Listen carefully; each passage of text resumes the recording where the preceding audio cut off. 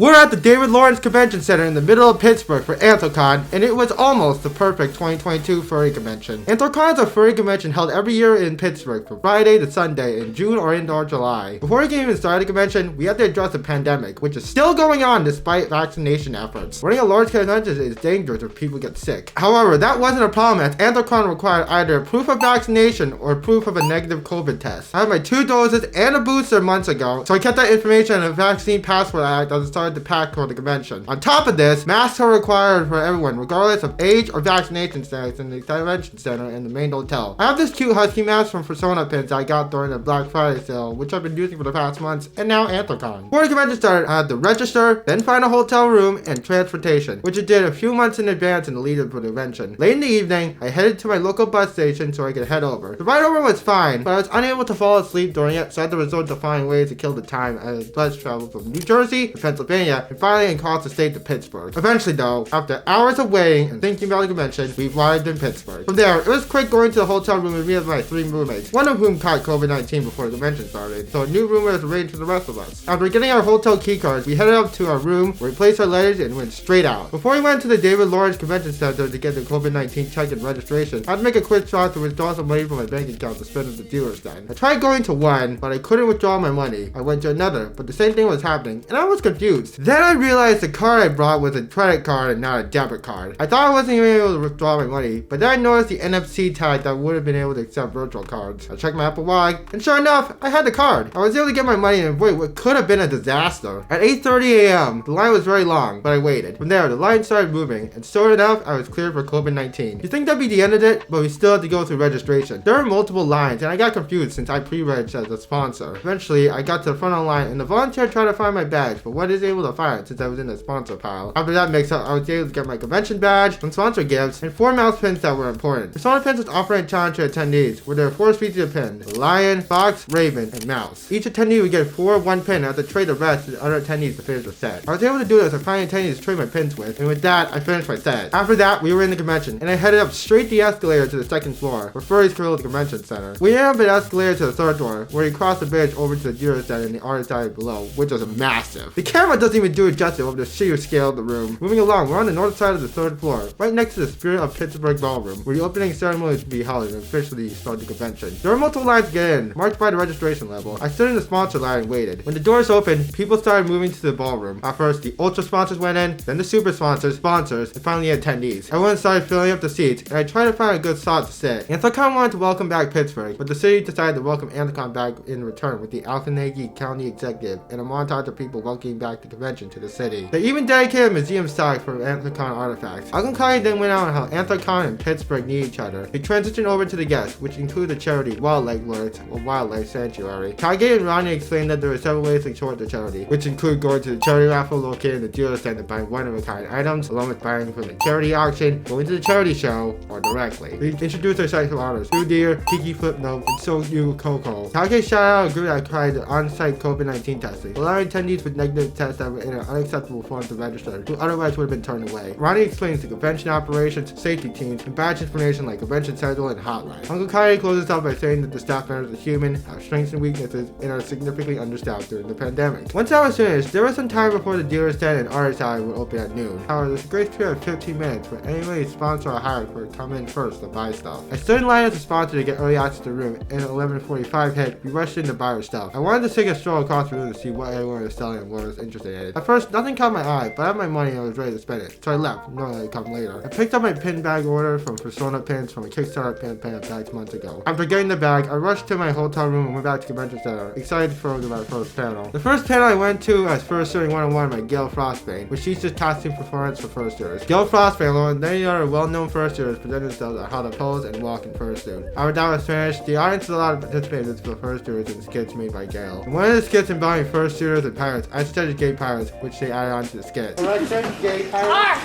What? Gay pirates.